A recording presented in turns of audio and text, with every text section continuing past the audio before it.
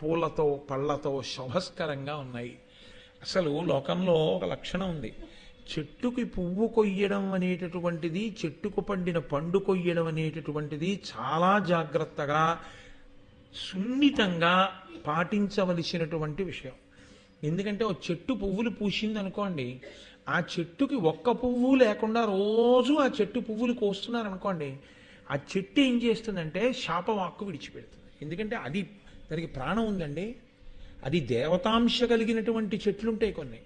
అది చూసి చూసి చూసి చూసి ఏం చేస్తుందంటే, నాకు ఒక్క పువ్వుతో నిలబడనివ్వట్లేదు కాబట్టి నువ్వు నిస్సంతువగుదువుగాక, నీ ఇంట పిల్లలు లేకుండుదురుగాక అంటూ. ఇప్పుడు మనం ఏం చేస్తున్నామంటే, మార్నింగ్ వాక్ ఎడితే కుక్కల భయానికి కర్ర పట్టుకెళ్ళడం తప్పు కాదు, కానీ ఎదురింటి వాడు వేసుకున్న పూల మొక్క పూలు కొయ్యడానికి ఇనపబూచ పట్టుకెళ్ళడం కన్నా ద్రోహం ఇంకోట్లేదు.